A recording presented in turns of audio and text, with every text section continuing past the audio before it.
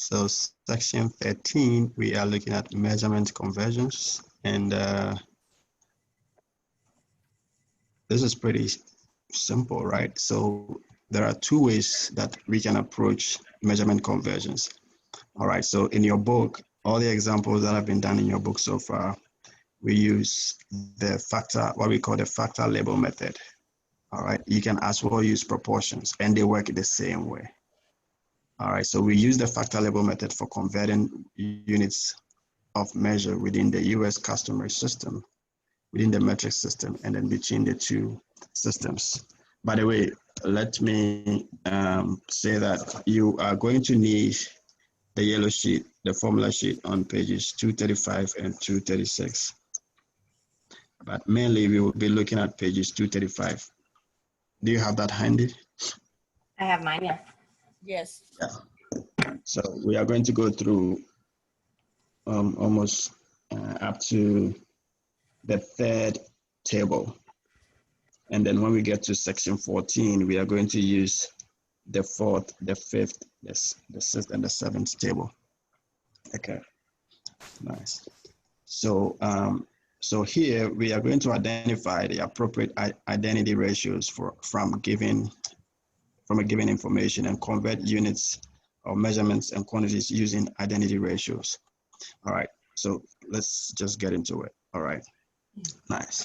So why this section could be important? It's important, but the good thing is that these days, Google and there are apps to do conversions, right?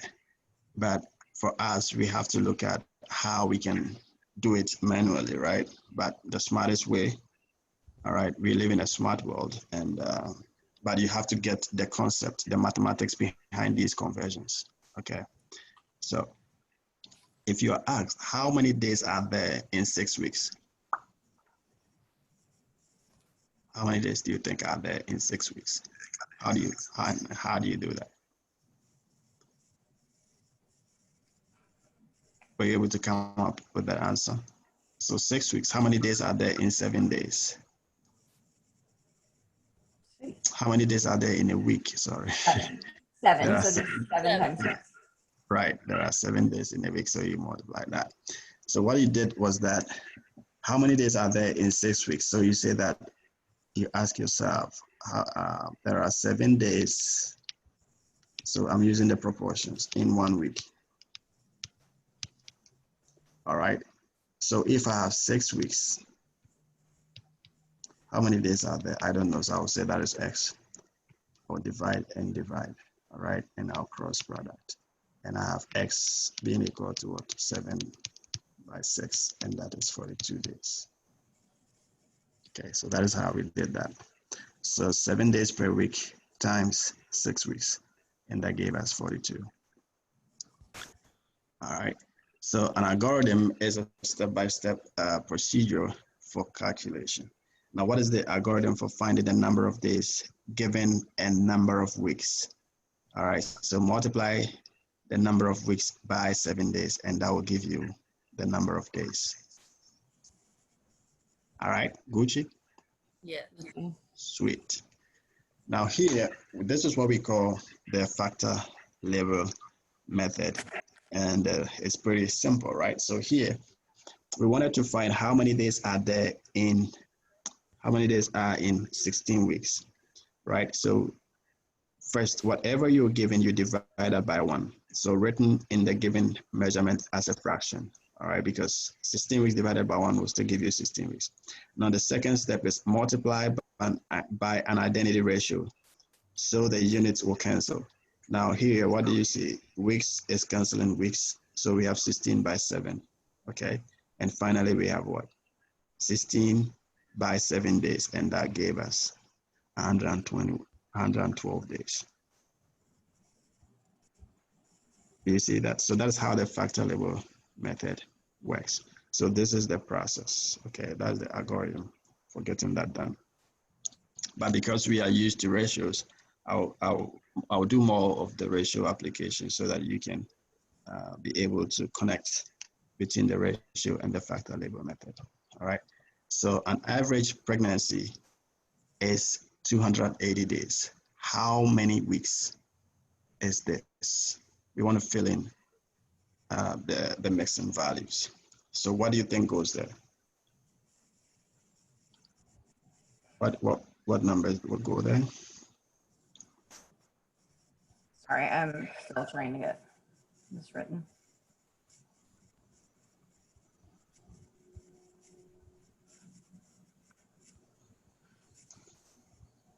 So you know that 1 week, right? And we are going to do this so that you can compare it to equals 1 week is how many days? 7 days. Now you have 280 days. Is that okay? So how many weeks are there? You put x, divide and divide. So you have 7x being equal to what? 280. Now you divide by 7. Divide by 7. So your x is what? 40. That's right. So that is 40 weeks right there. Is that okay?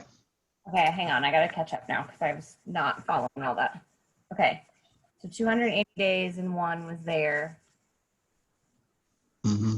You just did the ratio. That's why we have the 1 week to 7 days, because it's the ratio, right? Right. Okay. And then you're cross multiplying. Is that what you did? So this here, we are not using an equal sign, we're using multiplication. So we just have to, so when you have this up, this must be down so that the two cross out. Okay. Okay, and then weeks will go there, and that will get your result in weeks. Okay, so just multiply the top by the top and the bottom by the bottom. That's right. Okay. That gives you that.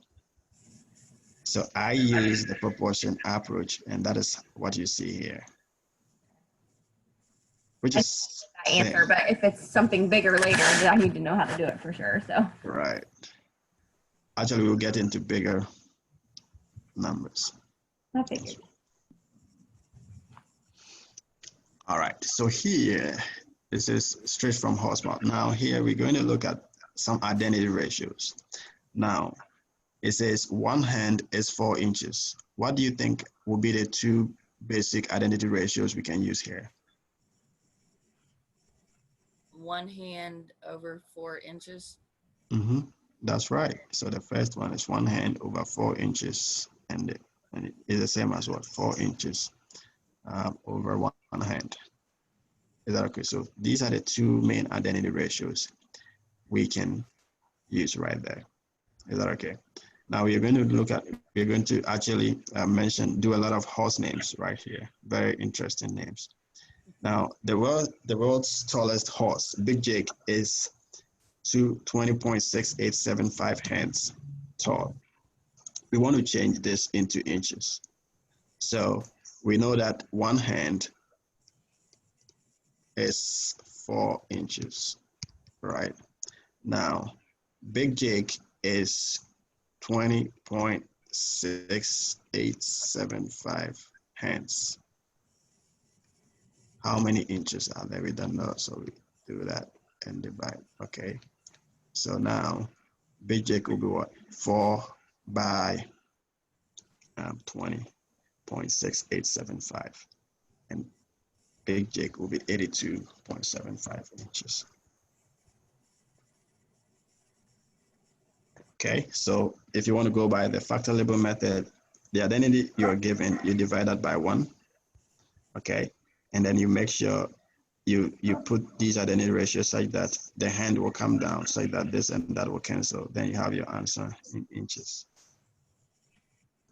Just did the opposite. Okay. You like that?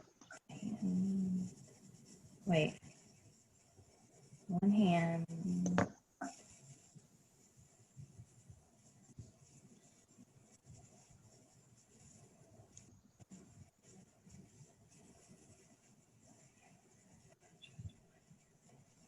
Okay, how do you know, this might be obvious, but I'm just trying to figure this out. Mm-hmm. So we have how many hands? So 4 inches to 1 hand is our ratio. Yes. How do you know which way to put, like whether the inches go on top or the hands go on top? Like 1 to 4 or 4 to 1? Okay. Either way is the same. So it's like saying that Either way you get, it's actually the same. So if you want to look at how I labeled this one. Now let me start from what you did here, what we I'm have here. sorry. I'm trying to take notes and do this at the same time, and then I get behind sometimes. No, it's okay. Because what is happening here is that this is the basic ratio you have to know. All right. And usually all the ratios we're going to refer to will be on this formula sheet. Okay. Mm-hmm. So this is the standard ratio you have to know. So 1 hand, okay, is 4 inches. It's the same as 4 inches is what? 1 hand. Yeah, right. You just reverse the statement, but it means the same thing. Right. Is that okay? But if you want to go by the factor label method, you've been given this in hands. Mm-hmm. And you have to change into inches, right? So the factor label method says that whatever you are given, you have to divide that by 1 first. And then you introduce multiplication. Is that okay? Now, because we have hand up there, hand must be down here so that the 2 will cancel out. Okay. Okay. So then if hand cancels hand, you have inches. Then your result will be in inches. Is that okay? Now, on the flip side, I'm introducing the proportions idea because we're already familiar with proportions. We've dealt with proportions before. I can also say that 1 hand is 4 inches. Okay, so therefore, if I have 20 hands, 20.6875 hands, how many inches are there? I don't know that. So I'll say that is my x. I will divide and divide. Is that okay? So my x will be 20.6875 multiplied by 4. Gotcha. And that answer will be in inches. Okay, that's the way I just wrote it, and I got confused. So really, you can just do it either way. Yes. Gotcha. So I'm giving you 2 approaches, right? Now I'm following. That's good. I'm glad that is happening. Okay. Now, another horse, right? What's the name of this horse? Very interesting name, isn't it? Thumbelina. So Thumbelina is 17.5 inches. Now we want to know how many hands are there. Is that okay? So first, if you want to go by the proportion approach, we have 17.5 inches. We have to change that into what? Hands. But the standard ratio we know is that 1 hand is what? 4 inches. Now, Thumbelina is 17.5 inches. So how many hands are there? We don't know that. So we divide and divide. Is that right? Mm-hmm. So our x is going to be what? 17.5 over 4. Okay. So this is the proportion approach if you wanted to go by proportions. Now, if you want to use factor label, what you do is you do 17.5 inches over 1 and multiply by 1 hand, because this is over 1, this cancels that, and you have your answer to be what? 4.4 hands.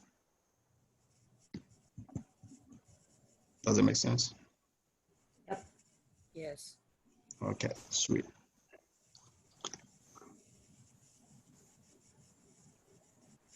So we are trying to be a 2-edged sword.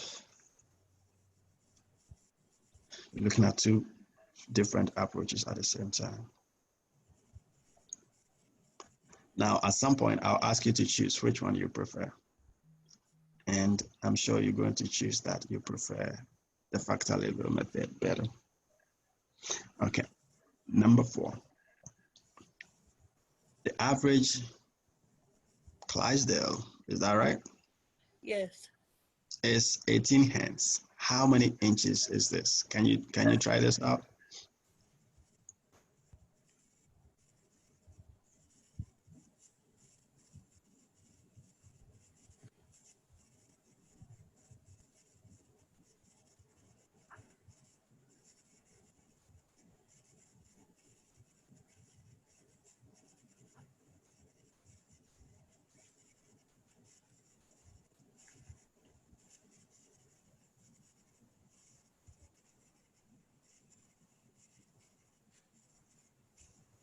Is it 4.5? Good. It's 4.5. How did you get 4.5? 18 hands over 1 times 4 inches over 1 hand. So that should be 72, right? Ugh, You see that? what did I do? So you flipped. I did it the opposite way. Yeah, you flipped this side of it. Yep, I did. Yeah, this is because, and it's good you did that mistake. I like that. It kind of helps because it's going to guide you. Now, the reason is that if you flip it the other way around, okay, you're going to get something else because your answer will not be in inches. It will be in hands squared over inches. All right. The reason why it has to be flipped the other way around is that this is over 1. Now, anytime you're giving hands and you are changing into inches, hand must come down. The idea is that this and this must cancel out. Yeah. Is that okay? I wrote it, but then I cross multiplied. Why, I have no idea, but that's what I did. You don't have to. So don't confuse the proportion approach, right? So the proportion approach, if you wanted to do that, it says 1 hand is what? 4 inches, right? Yeah. Now you have 18 hands. How many inches? You don't know that. You put X, so this and that. So now your X. So you only cross multiplication when you are dealing with proportions. Right. Okay. I wrote it right. I just, in my mind, for some reason, cross multiplied instead of multiplied across. Okay, good. Sometimes it helps to make an error, okay? And then you get back into the right mode. That's good. Let's try another one. Lisa, is it working for you? Yes. Okay, sweet. So far. Lisa, are you like, oh my gosh, just get it and be quiet? No. Number 5.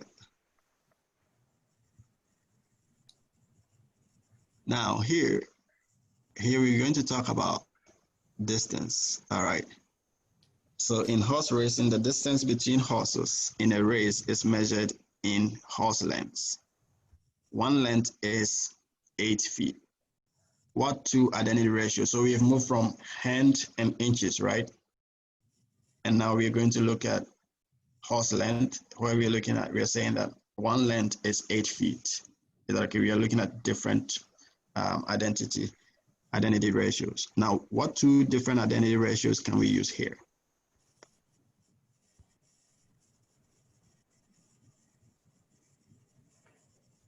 Eight feet over 1 length and 1 length over 8 feet. Great, that's excellent. So these are the 2 main identity ratios. All right. So this is just saying that my name is Bright and Bright is my name. It means the same thing, right? Great. Now let's get into the questions, how we can change from one to the other. So note that we have said that 1 length is 8 feet. All right. So in 1973, Secretariat won the Belmont Stakes by 31 lengths. Which identity ratio do you use to convert from lengths to feet? Did you just say that? Oh, well, what identity ratio do we use? We said that a while ago, right? 8 feet over 1 length. Right. Now, how many feet did Secretariat win? 31.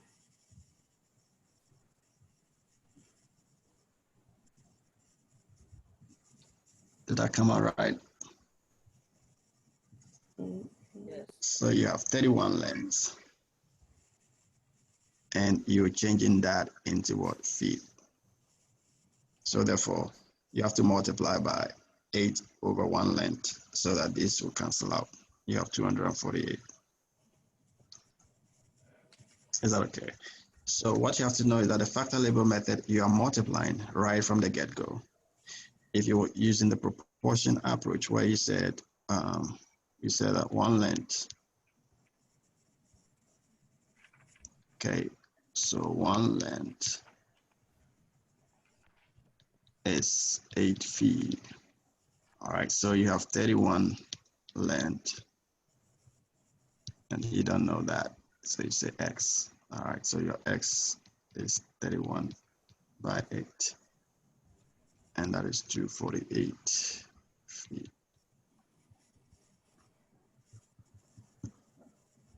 Are you good? Good. Nice. Number 7, and this is a bonus slide, though this is just giving you the various ratios. And now I'll show you where to find these on your table. But basically, I think you know this. You don't have to memorize any of these because on the test, you'll be allowed to use the formula sheet. Okay, nice. Now, so if you have your yellow sheet, we are now looking at the first table, the US customary units. Are you there? Can you see that one on, can you see Yes, this table on the yellow sheet? Okay, Yep. sweet. So we are going to be referring to this for the next problems ahead. Okay, nice. Now, what identity ratio would you use to convert 27 feet to yards? Feet to yards. So 3 feet to 1 yard. That's right. 3 feet to 1 yard, or 1 yard is the 3 feet. Okay. And that is it. So do you see how we're doing that? So we have 27 feet. Okay. That is what we are given. So we keep that. Okay. And then we manipulate this ratio such that feet comes down just to cancel out feet, and then we have our result in yards. Is that okay? Yep. Yes. How about, are you able to convert 15 yards to feet? Be 45 feet. Great, 45 feet.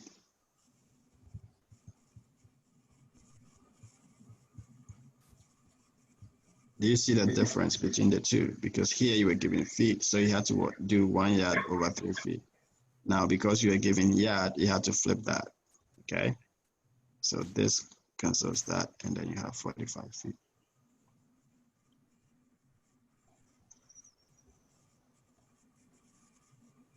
Are we good? Good. Yes. Sweet. Does it get very much harder than this? Because so far I'm doing just great. A little bit, you know, as we progress, the difficulty level, but it's, if you understand these basics, I think it should be good as we move along. Okay, because where we are getting into is that there will be a point such that you have to go through an intermediary, right, to get to the other. So for instance, if you have miles and you're asked to change to inches, you have to go through feet, right? So Right. you have to go through yards, right? So you have to go through an intermediary process, and that is where it gets a little, but it's very simple. Okay, so the world's record for hair length is 221 inches. How many feet is this?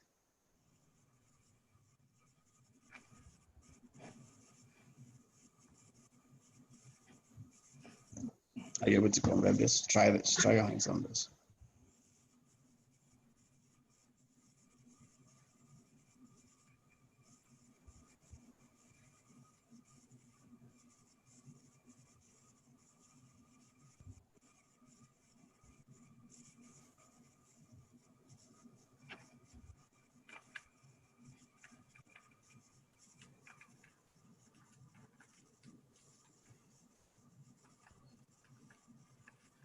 Okay, so the first one is 18.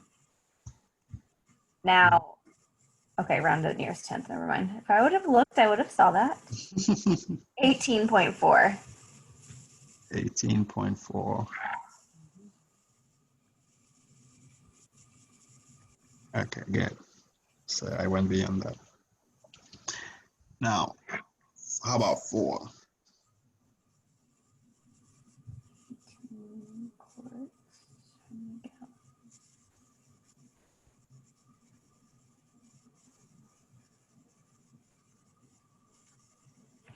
All right.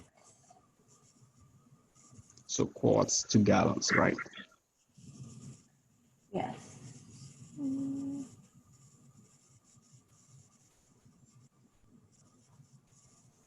Is this on our chart? So look at on the same table, the second under volume, the second column on the That's first 4 table. quarts. Okay, I see 4 quarts is 1 gallon. That's right. I should know that, but I don't.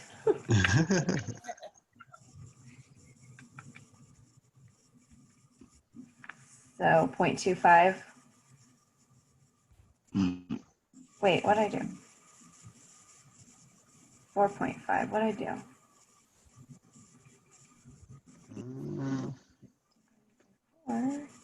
4.5. I must have hit the wrong number because that's what I got the second time. Right.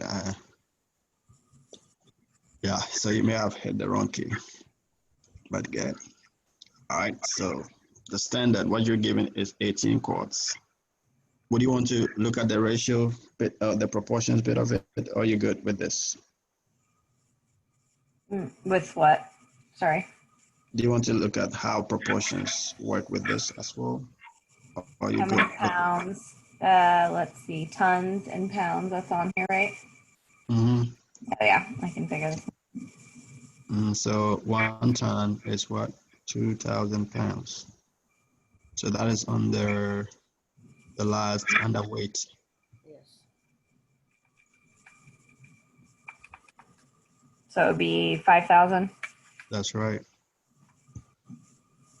Okay. Awesome. Good. So now, these are working good for you? Yes. Sweet. So now let's look at, so this is where we look at an intermediary process. So you have to go through something to get to where you want to get to, right? Right. So let's look at examples like that. So what you see here, this is already given to you in your book, and you have a gallon, you have to change into ounce, right? So if you look at a gallon and ounce. So if you're looking at the table, the first table, right? And the second column under volume. So you have to go through quarts, pints before you get there. So let's look at an example how this is conducted. But we are going to look at this. So you have 14,000 seconds this week, and you want to change from seconds to hours. Is that okay? Mm-hmm. So what numbers do you think should go here? 1 and 60. 1 versus 60, that's right. So 1 over 60, right? So 60 seconds is 1 minute. All right, and here, so because we have minutes there, minutes should go to the bottom when you multiply. And finally, you have 3.89 hours.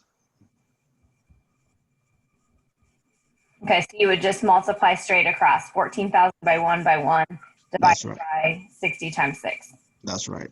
And 60 by 6 is 60. good. So that is 3,600, right? Good.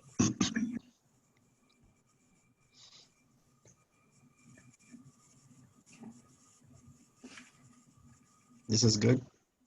Yep. Yes. Nice. So if you cooked 3 quarts of soup, how many cup-sized containers would this fill?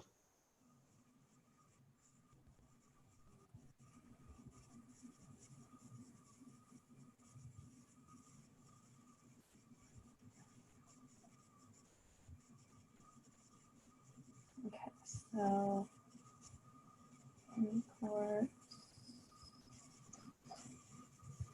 We need cups.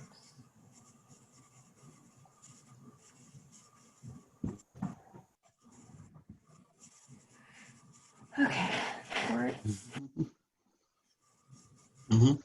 So we have to move quarts to pints and then pints to cups, right? That's right. Okay. Perfect. 3 quarts. So 3 quarts times 2 pints over Mhm. quart That's right. is, let's see, 2 cups over 1 pint. Mm-hmm. Like you say, 12 cups.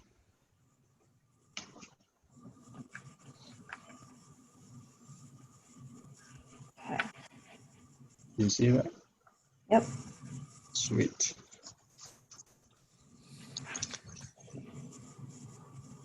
Nice. Now let's go here. Now here you're going to discover something else. If you had to measure in inches and wanted to convert it to miles, what steps would you take? So if you have inches and you have to move to miles, what steps would you take?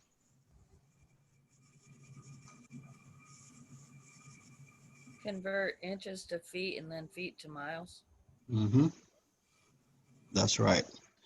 And that is, so you just look at the conversion table, you look at the first table, right?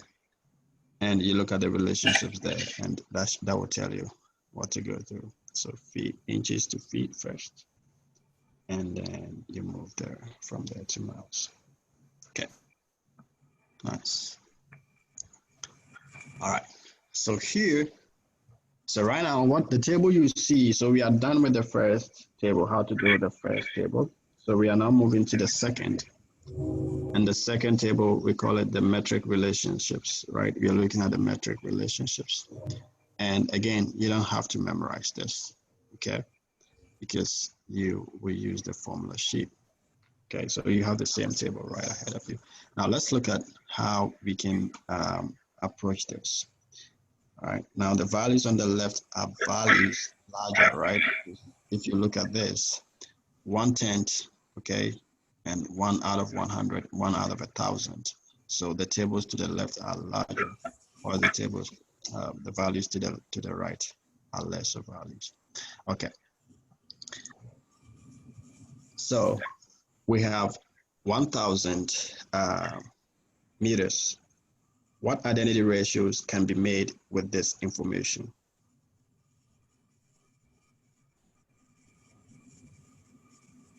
Mine doesn't have the numbers on it.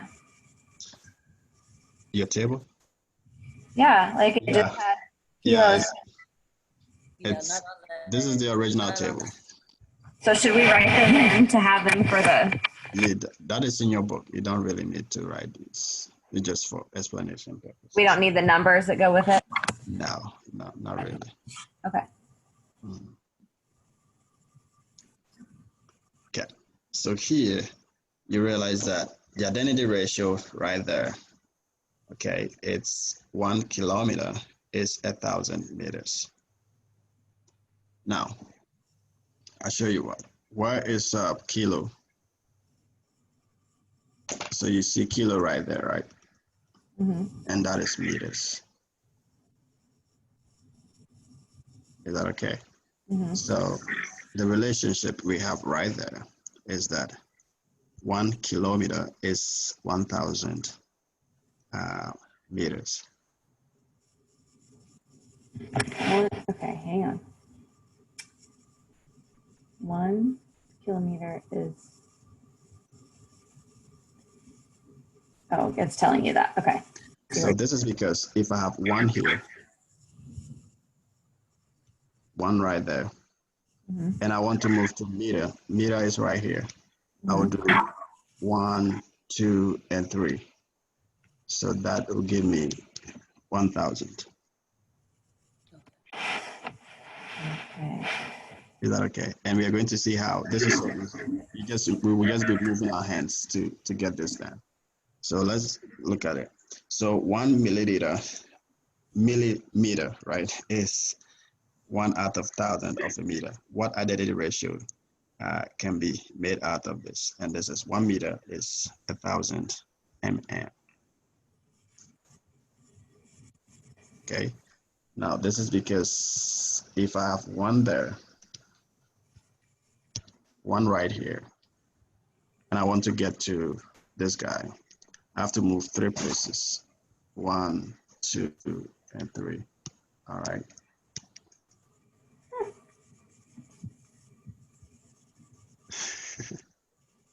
Mind blowing. Blowing. So this table really, if you know how to navigate the table, you should be. And that is basically what we're going to be doing all out. Right. Now, the average racehorse weighs 1,000 kg.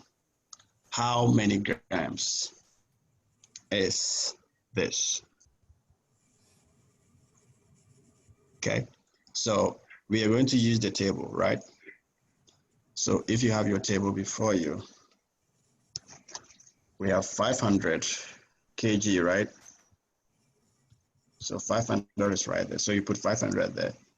And the decimal point, you're starting from here. Okay, so we want to move to grams. Is that okay? So now, what do you do? What do you think will be the case? Yeah, 1, 2, and 3.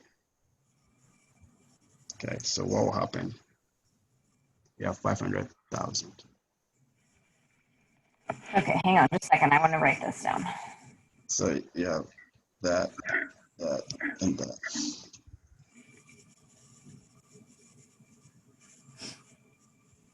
Can you go back to the problem real quick, please? Okay, so it weighs 500 kilograms. Mm-hmm. And then 100 grams. Okay, so you take your 500 and then you figure that 1 kilogram is to 1,000 because you moved 3 places. Okay. Right. Got it. Right. Okay. Sweet. Number 4. We have 2,500 centimeters to kilometers.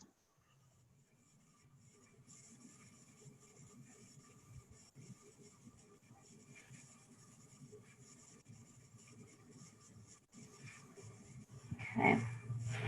Mm-hmm. 2,500. So if you want to use the table, you can use it. Centimeters to kilometers is 1, 2, 3, 4, 5. Mm-hmm. So, okay, because we're moving kilometers to centimeters, the centimeters is where we add the 5. Right. So we have to move 1, 2, 3, 4, 5. Okay, 5 times, yeah. So really we have moved, just move the decimal point 5 times to the left. And what would that be? So 1, 2, 3, 4, and 5. So basically what we have done is that I'll put too many zeros ahead of the 2,500. And all these are zeros, basically. So I'm moving 1, 2, 3, 4, 5. Is that okay? No, now I'm lost. So you're just doing that to find the answer instead of actually working the answer? right. Okay. So we're using the table just to get the answers right. Okay. So we have 2,500, right? Which is under centimeters, right? Now to move to kilometers, we have to move 1, 2, 3, 4, and 5. So I'll just move from here. 1, 2, 3, 4, and 5. Is that right? And that will just give me the answer right there.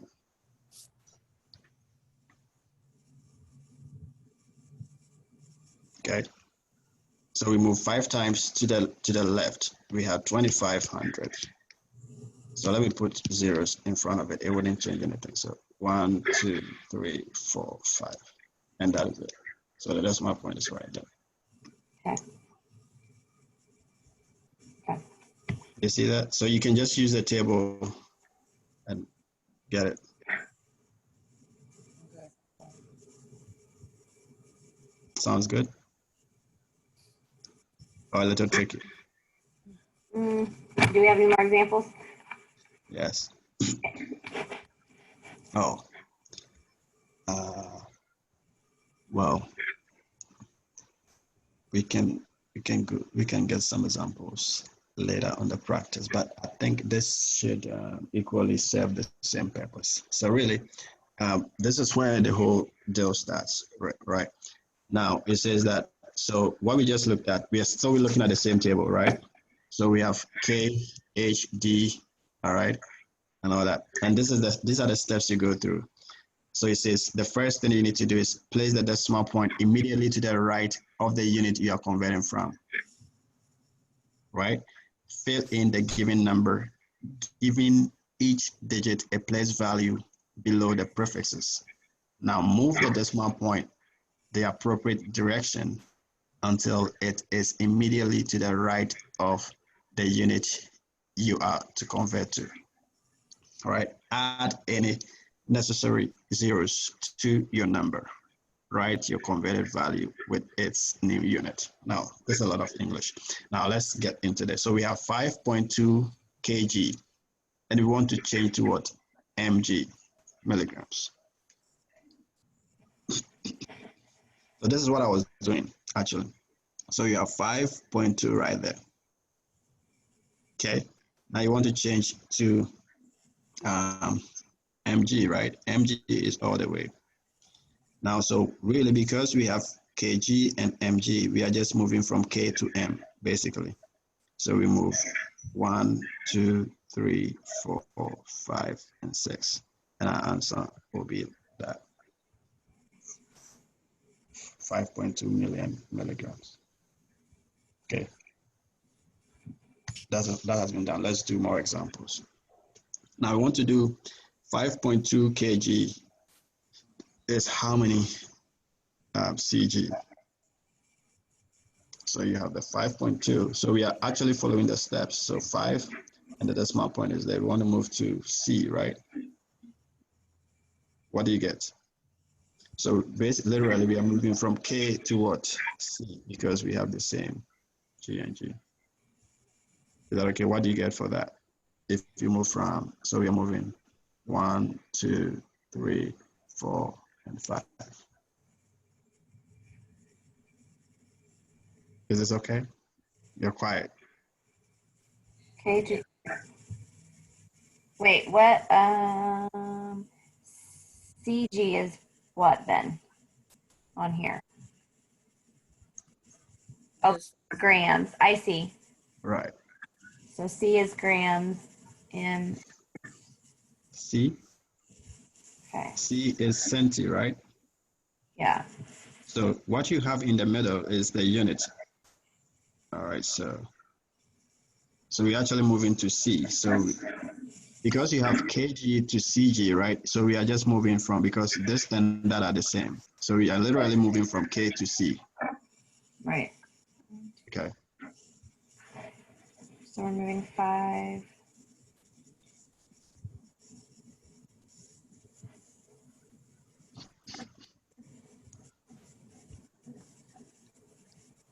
So 520,000 Mhm. CG. It's pretty simple. It's just moving of hands. I know you get it. How about this? So we want to move from, we have that. Okay, we want to move from K to what? H. so it'd be 52. That's right. 52 Hg.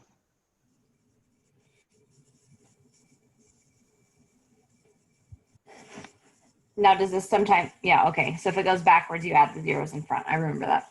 Mm-hmm. Right. Now, you're moving from kg is how many grams? So grams is under what? The unit. So don't forget that we have mlg under unit, right? Okay. So what would that be? 5,200. That's right, 5,200.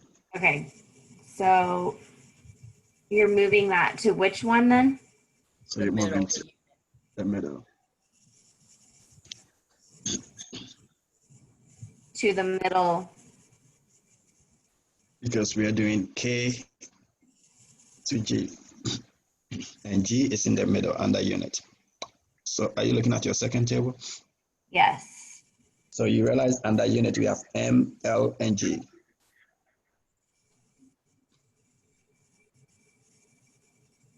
Do you see that on your table? Okay, at the top, yes. M, L, and G. Okay. Right. So that's meters, length, and grams. So those are the standard units. So Let's look at. kilogram is moving. Sorry, come again, Susan. Oh, I'm just trying to wrap my head around this. Okay, so kilograms Mm-hmm. to Grams.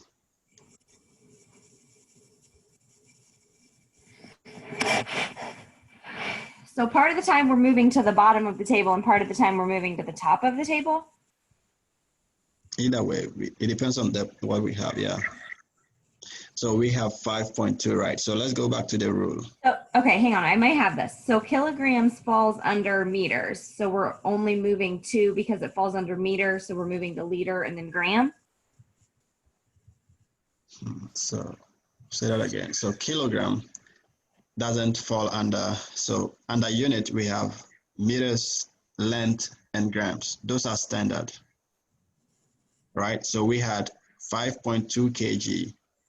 So K is right there. And it had to move all the way here because we have under this, we have M, L, and G. So if you have K and we are moving that way, we have to move 1, 2, 3. M, L, and G. Okay. I'm looking at the top where it says gram at the top on the table. Right. Because it has M. So for instance, it has M, L, and G. Those are the standard. But let's look at some more. So when I we get do it now. Okay, so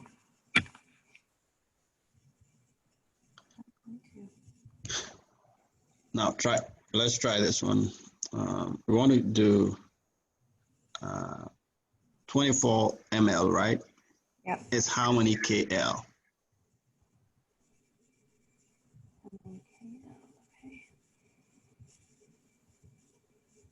So where are you moving from? ML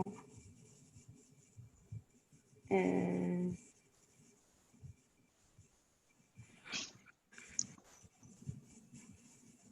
the middle. Are you moving from the middle for that? So we are moving from M to what? K. And milli is all the way at the end. Do you see that on your table? So this is milli. M at the last end is milli, right? So we are moving all the way from milli to K.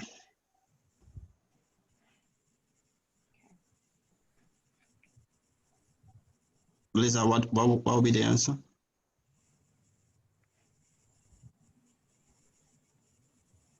0.000024. So 4 zeros, right?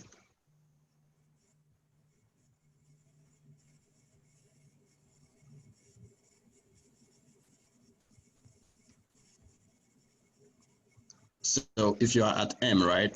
If you're at milli and you want to get to K, you have to move 1, 2, 3, 4, 5, 6. And it's just 6. You just move because you must just get here. So 1, 2, 3, 4, 5, and 6. Okay. Now the number you had is 24. So you put a lot of zeros in front of that and begin moving. So you have to move 6 times. So 1, 2, 3, 4, 5, and 6. Okay. So you have 1, 2, 3, 4, and 2, 4.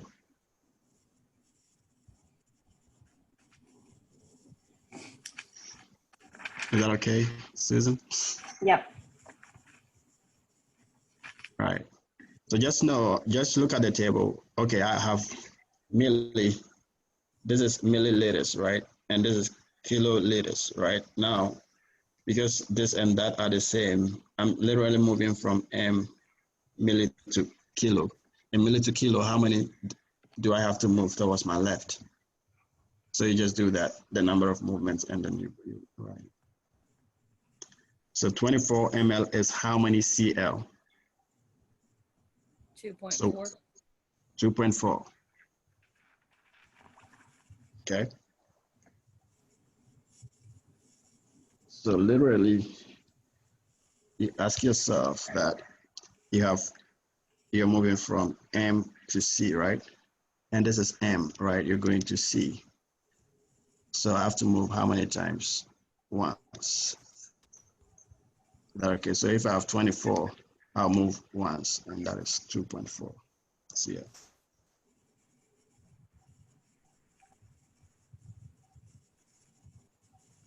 Is it working, Susan?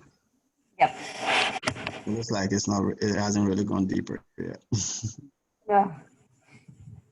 A little bit. Okay. Okay. All right. Now, if a wine barrel holds 119 liters, how many milliliters is this? So you can use the same table number 2, to do this.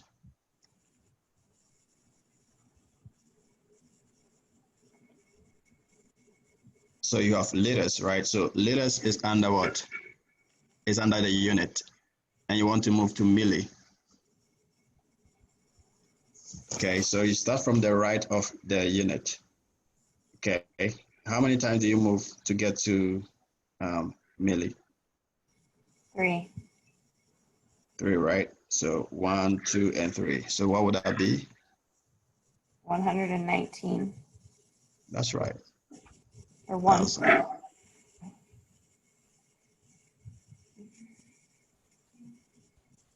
So let me go back on the table. So you are here. So we have M, L, and G. So liters is right there. So you have 119. So if you have to move from liters to milli, you have to move 1, 2, and 3. So you just add zeros, and that gives you 119,000. And that's what we have here.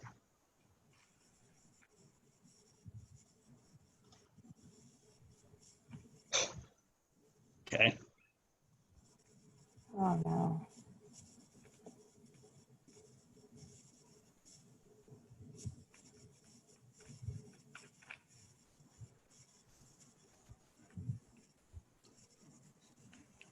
So you have 15.24 centimeters, right? Now you want to change that into decimeters. So you're moving from C to what? To D. What would that be, Lisa? 1.524. That's right, 1.524.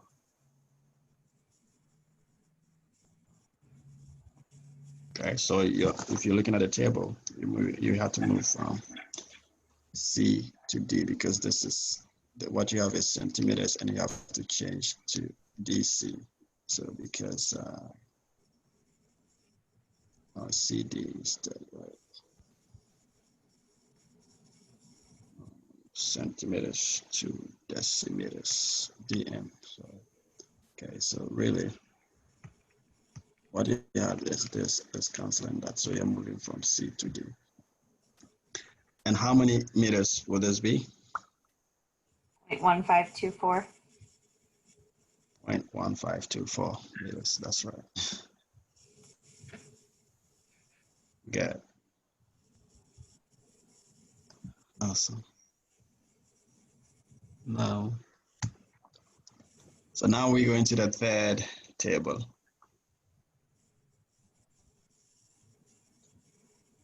Okay. Do you need a break or are you good? Yes. How are you feeling? Is your brain hurting?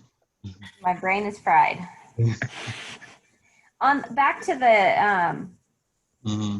the metric relationships. So how we were different steps on the other, we won't ever have that with the metrics, right? Because it'll just move. No. Okay. Yeah. So if you really number the metric relationship, really must master it. It's really just move hands. You don't have to do any rigorous math on that.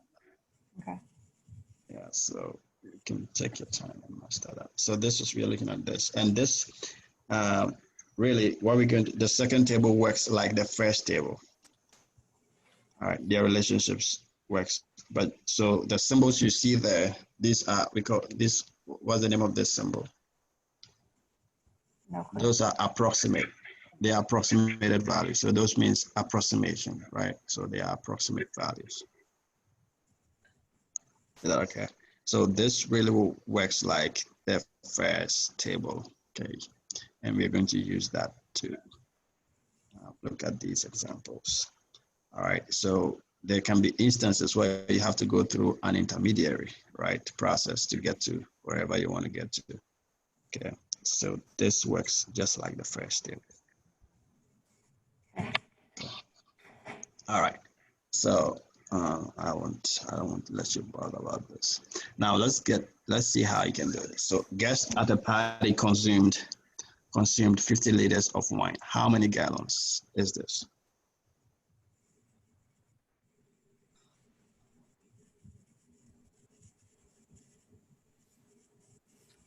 How many gallons is this? So we are going to combine the first table and the second table because you realize there's no direct relationship between liters and gallons. Do you see that? Yes. Yep. But there's a relationship between quarts and liters, so you have to go through quarts. Can you find that out? Okay, so 50 gallons.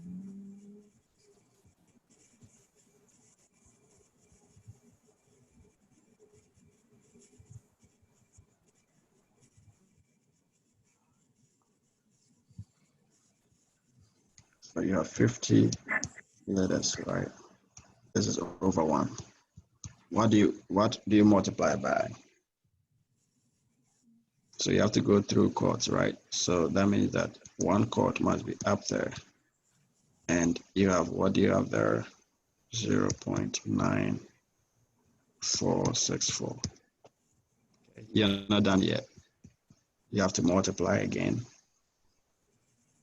And now, so this is in liters. So this goes there. So now you have to get quart down, right? So 4 quart. And you have 1 gallon right there. So what's your answer? 13.21. 13.21 gallons. Thank you. Awesome.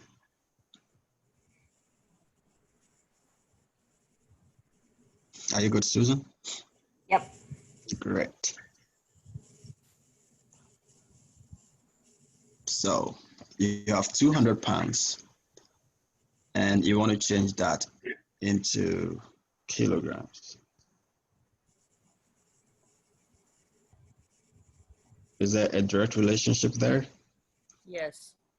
Sweet. So 1 pound is approximately 0.4536 kilograms. So what would that be? 91 kilograms. Thank you. Great.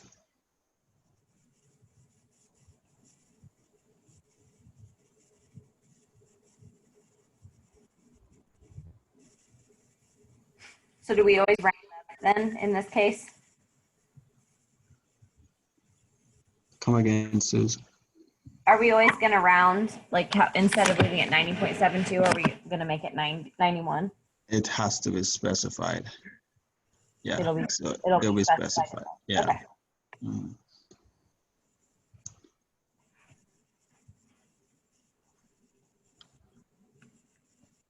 So here, Madison, right? His height, he's the shortest, 64 inches in height. How many centimeters is that? So you look at the table, inches and centimeters, right? There's a direct relationship, isn't it? Yes. Great. So what would the answer be?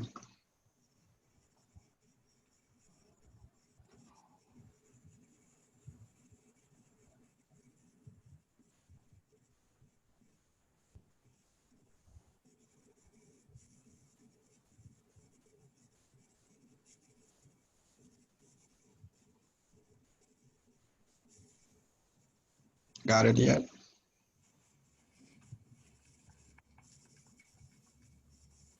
162.56. That's right. So 162.56 centimeters. That's good.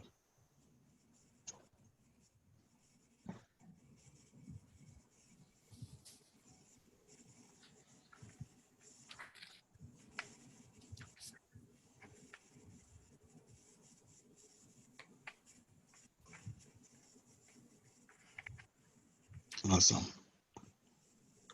Susan, quite good? Yep. Good. All right. So we have 700 grams and we have to change that into ounce.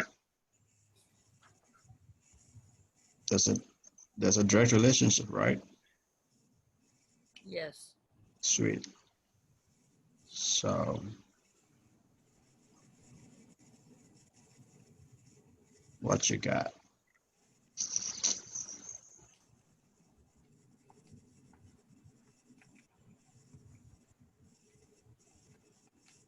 So that should give you 24.67 ounce. Okay. So here, number 5, we have this. So kilometers per hour, and we want to change to what? Meters per hour. So what you have to do is 70.76 kilometers per hour. Now your goal is to change into meters per hour, right? So literally, what are you doing? You're changing from kilo to meters.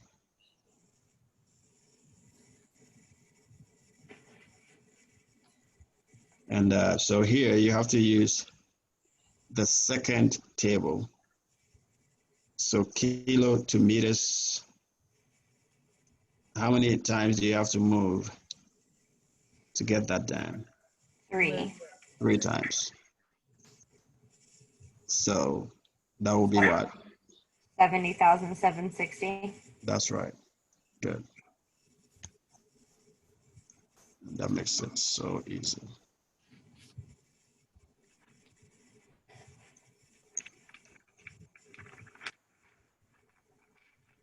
Okay.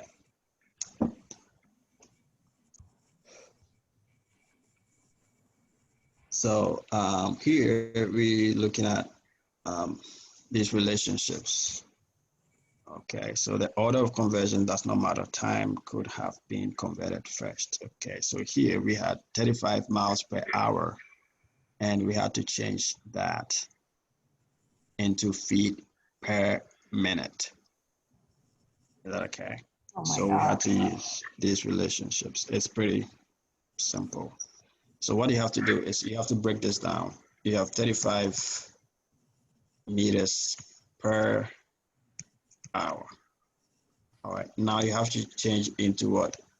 Feet per minute. So first, your first goal will be to change meters into feet. Is that okay? So when you change 35 meters into feet, Now you change hours into minutes and divide it 2. That's the whole goal. So you do 35 miles, sorry, this is miles. So miles to feet. So 35 miles per hour. And the relationship is on the first table. 1 mile is 5,280 feet. Okay, so miles cancels miles. Just do the multiplication straight ahead. Is that okay? And now 1 hour is 60 minutes, and that will give you your answer. That's that. So how do you know to put the hour in the minutes? So you have, if you have an hour, all right, now, if you did this earlier, you realize that the minutes must go down. Now you have an hour, right? So 1 hour is 60 minutes. Why do you know the minutes go down though? That's what I'm not sure how to know which way to put it. Because you're looking at feet per minute. Okay. You see that? So minute must go down.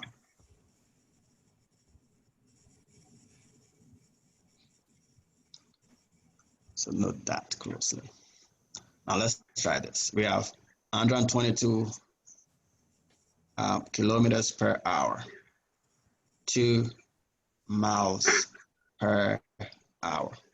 So you have 122 kilometers per hour. And your goal is to change this into miles per hour. So literally you're changing from what? Kilometers to miles.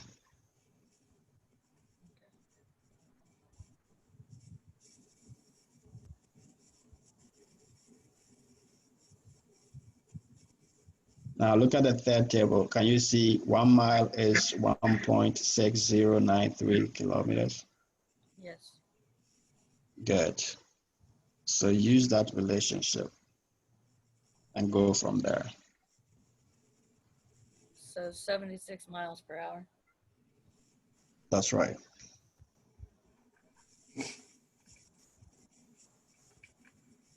Thank you. Good.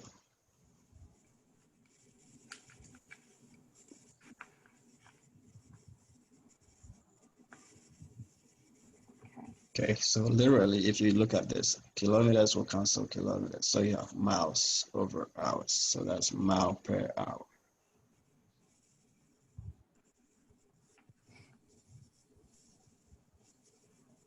Okay.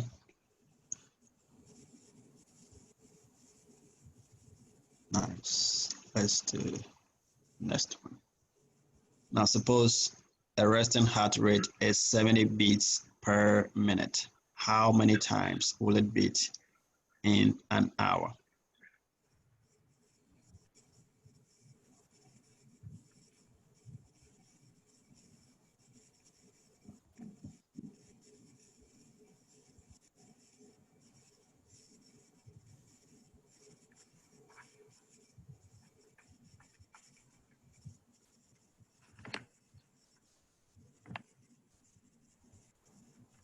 What would that be?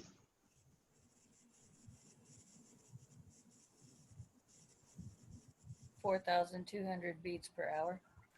Thank you. 4,200 feet per hour, beats per hour. Sweet. You see that? So you do 70 beats for every 1 minute. Is that okay? Multiply by. Now, because minute is down here, minute must be up right there. Yes. So 4,200 beats per hour.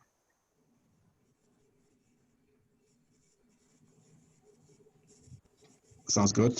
Please, Susan, working okay? Mm-hmm. Yep, I got it. Yeah. And 2,500 gallons per hour. How fast can it pump in liters per minute? So 2,500 gallons per hour. All right, you want to change that into liters per minute. So your goal will be to change from gallons to liters, and then you divide by changing hours into minutes. So gallons to liters.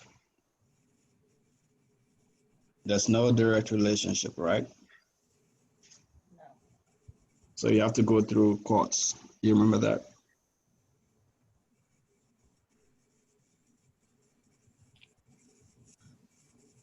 So 1 gallon is 4 quarts. Sorry, come. Oh, no. Okay. Go ahead. That's not what I have down here. Oh, that's not what you have now. No, because I done it by hours. I have 1 hour by 60 minutes Mm-hmm. by 3.7856 liters over a gallon. That should be great, right? Did you get the same thing? Yes. Good. That should be it. So you have 2,500 gallons per hour. And because there's no direct relationship, you have to go through quarts. And 1 gallon is 4 quarts. So that way you have quarts. And then you come to the third table, and 1 quart is this amount of liters. So this consists that. So then you have your liters. And now because you want your answer in minute, 1 hour is 60 minutes. And that gives you your answer. Sounds good. So if you are just looking at the formula and doing these multiplications right, it will land you there, right there. You just need to know how to position them, right? So if you have gallons on top, gallons must go to the bottom. If you have quarts on top and you want that to be canceled out, quarts must go to the bottom. Okay. So basically, that is all we have to look at. Okay. So you guys, your brains are fried. Yep. And I wouldn't want to. So the remaining should be easier, just application problems. Okay. So I'll let you show, just take a break, and you can look at the remaining videos, or as you go through them, if you have other, if you have questions, you can just let me know. Okay, and we can go through that together. But with this background, I believe you have to, I believe you will be okay after you review the videos or you try to work on them. Okay. So. And what we went over covers both parts of 13, right? Yes. So now we actually covered both parts. Okay. Yeah, we covered both. Now temperature conversions. The formula is also there on that's the fourth table, and I believe that those should be easier to do as well. But again, it shouldn't be as hard. So review the videos, and with this background, I believe it should make much more sense. Usually when the content is presented to you the first time, right at the get-go, and it can look a little intimidating, but as you sit down to look at it, it should be okay. Okay. So thanks so much, and expect my video on the remaining sections. Okay. All right. All right. Thank you. So no problem. Have a good day. You too. Bye. Okay. Bye.